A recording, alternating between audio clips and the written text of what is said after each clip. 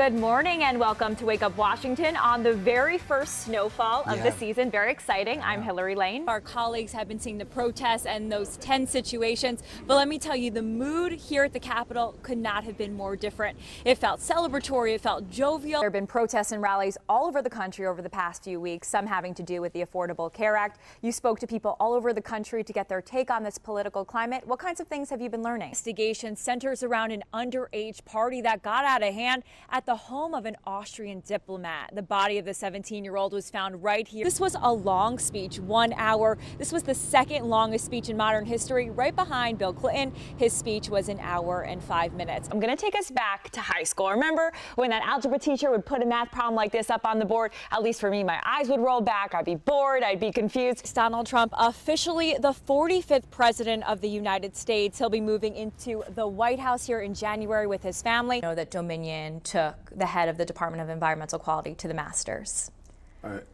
This is a $2,000 trip, $1,200 at the Irish bar. What was the point of that? You're starting to get into the sensational here now, Hillary. Don't you think so? But it's not sensational because the Department of Environmental Quality oversees Dominion. So that's an important relationship. Good morning, guys. That investigation centers around an underage party that got out of hand at the home of an Austrian diplomat. The body of the 17-year-old was found right here in these woods behind Bannockburn Swim Club a little less than 24 hours after that party. Now let's get to the latest on that investigation. Police are talking to witnesses who were there with Navid Saperi at the party that night, and they're likely speaking with the Austrian diplomat, Christian Grinskol. And there's been questions about whether there's surveillance video that may offer clues in this case. So far, police say they don't have any. Out here live, you can see that there's a memorial that's been growing. Navid was clearly loved by so many here. There are candles, and these tea lights spell out Nav, a nickname for the tea. Now, we are going to stay on top of this. We've reached out to the Embassy of Austria and to police, and we'll bring you details as they develop. Live in Bethesda, Hillary Lane, WUSA 9. Train versus truck. Lanestown Road, Marymount Farm Road. On the train, Republican members of Congress headed to a retreat in Crozet, West Virginia. Glass came out all over the train. Their train colliding with a garbage truck on a railroad track about 100 miles southwest of D.C. We were moving at a pretty rapid pace, and it didn't seem that there was any time for the train to slow down at all. The impact so severe, the garbage truck was crushed and debris left all over the ground. One person inside the truck was killed and 2 were injured. Members of Congress were left with minor injuries. Members of Congress boarded that train right here at Union Station in Washington, D.C. They say the crash is a sad reminder of another event that happened just a few months ago. I went back to the same thing. Senator Jeff Flake says he watched Congressman Brad Winstrup, who's a doctor, spring into action again, working to save lives on this accident scene, just as he did during the congressional shooting in June. Cutting away the jacket so they could attach some of the life-saving equipment. An investigation is underway to determine the cause of the crash. Hillary Lane, WUSA 9. Does your daughter eat the school cafeteria food? Last year she did. She loved it. So a school inspection report found that there were mouse droppings and bugs. Wow, I didn't know that. There was some dirt and some mice droppings and some bugs. Wow, really? I'm not sure. I wasn't aware of that.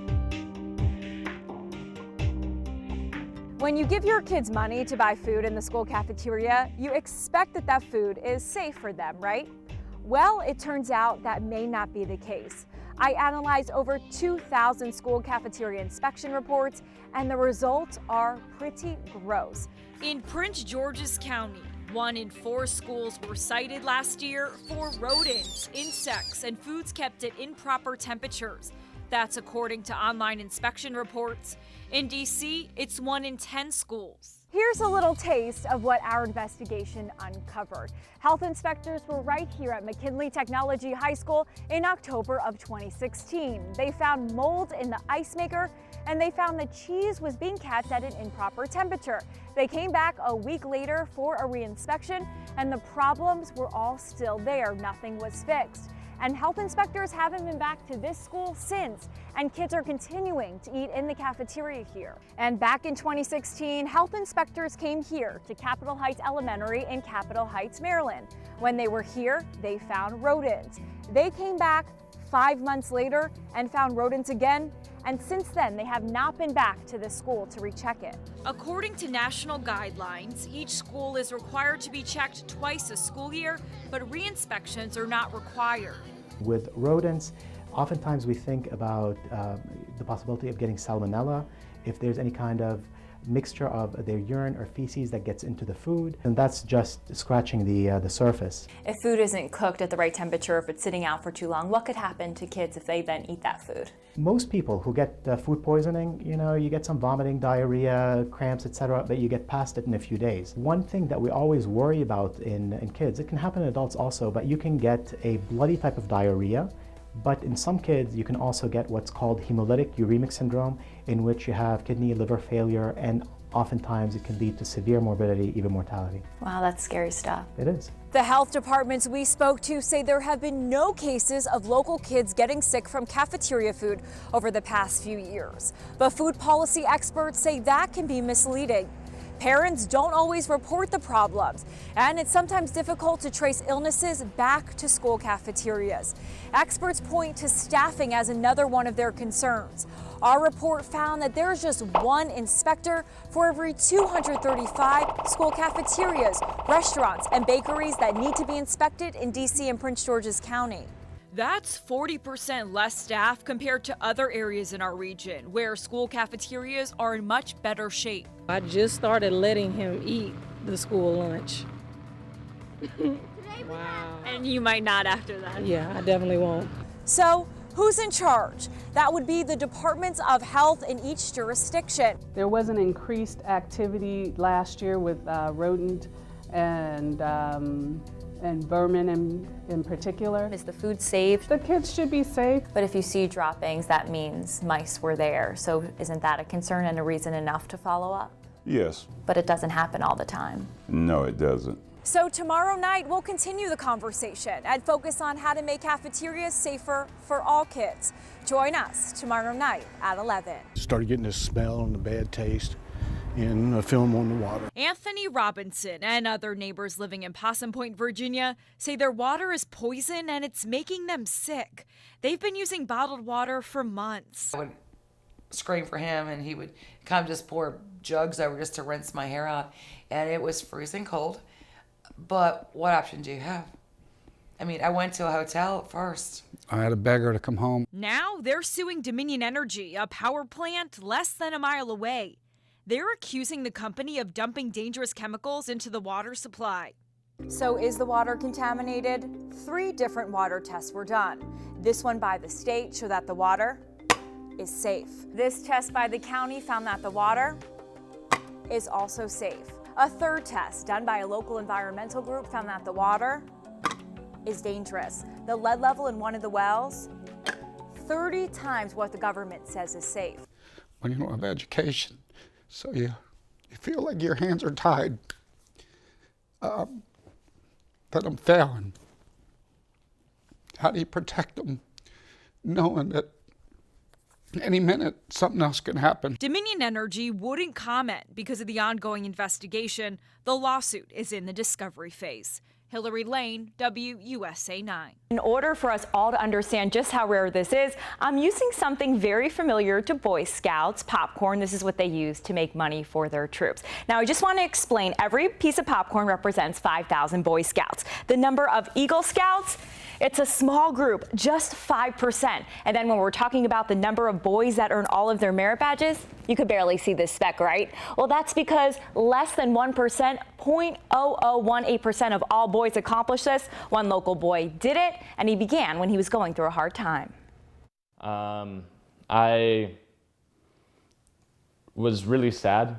It's tough on any kid, saying goodbye to a father as he puts on his uniform and travels overseas to defend our country. I was deployed to Afghanistan. That was in 2010. Michael Holland was just 11 years old and was feeling down about himself when his dad left. I wasn't really into anything but video games, and I didn't feel like I accomplished anything. So I was talking to my mom one day, and she was like, "Why don't you get all the merit badges?" a distraction. Instead of focusing my attention on my dad and him potentially being lost in the Afghanistan war. And with laser-sharp focus, Michael began his journey, taking trips. We went whitewater canoeing. Doing hands-on activities. Made a chess piece. Learning from professionals in different fields. I probably learned about 300 different careers. And when Eric returned home 13 months later, Michael didn't stop. Remember when we did the personal fitness merit badge and you drilled me like you do your soldiers? But I was the one that was able to test you. Yeah, and pushed me. And push you. A way to bond and make up for lost time. After 7 years and 5,000 hours of work, Michael has accomplished his goal. He hasn't only gained 141 merit badges, but also self-confidence, pride, and a sense of self-worth. I felt like this really helped me achieve something and make me feel better about myself. I'm extremely proud of him. And Michael says while working on his merit badges, he's learned that animation is his true passion. He's hoping to go to BYU next year. And Mike, Jan, I really enjoyed spending time with Michael and his family. And wow, what an accomplishment. Makes you feel like a slacker, doesn't it? Exactly. Well, Mike just explained that to become an Eagle Scout, you need 21 badges, and he has 141. That's incredible, Hillary. It's a great story. And each one takes so many hours. Each one takes about 35 hours to accomplish. Right. That's like a full week of us working. Thanks so much for joining us on this Sunday morning, and welcome to Wake Up Washington. I'm Hillary Lane. And I'm meteorologist Melissa Noor. It is a cold morning, and on top of that, many of them plan to wear costumes during the 5 and 15K events. Let's see how it's all panning out. WSA 9 Sarah Cosmo is near the starting line at the Washington Monument. Sarah, what are you seeing out there? These Harlem Globetrotters are amazing. I saw them when I was younger at a stadium, and it blows your mind what they can do. Their when you skills were and their younger, talent. There are some icy streets here this morning, but we missed out on most of the snow from the storm. Places just north of Atlanta to the mountains of North Carolina got hit with nearly a foot of snow, and that snow has broken many branches, downing electric lines, and causing some major power outages. New York City got some snow too, but most there say they were prepared for it. Always in bringing these important conversations to the forefront and making it more digestible for people and really starting a nationwide conversation. Thousands of families are having to deal with the painful experience of watching someone they love fade away because of Alzheimer's. And now a widow in Frederick, Maryland is turning her grief into action. Here's Evan Kosloff. Kathy's strength is so inspiring to watch her husband go through that, to be his caretaker, and then after he passes away to continue the cause. And then she hit so many roadblocks. It's so tough. Persistence. And it's amazing the way wives can step up to care for their husbands and vice versa, and really shows you the power of marriage and that promise that you make to each other. Women are strong. A big special election happens on Tuesday in Alabama. Republican Roy Moore would have been a shoo-in to beat Democrat Doug Jones until women accused him of sexual misconduct when they were teenagers. President Trump is sticking by the GOP candidate. Now Face the Nation host John Dickerson is discussing that today, as well as several other big issues. Good morning, John. It's amazing the way SNL takes important issues that we're all talking about, throws some satire on it, and then makes it a conversation topic, and maybe even a little bit more digestible to understand. I was going to say, yes, so for younger people who... If Roy Moore wins, despite the allegations against him, it's going to make a lot of Capitol Hill Republicans very uncomfortable. So what does that say about the atmosphere over on Capitol Hill?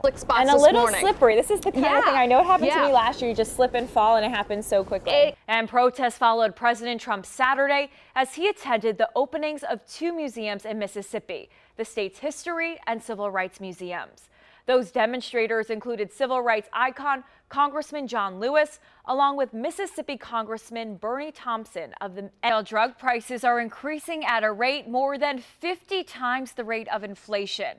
AARP studied more than 750 drugs used by older Americans and found that in 2015, those drug prices increased by an average of 6.4%. That outpaces the general inflation rate of 0.1%.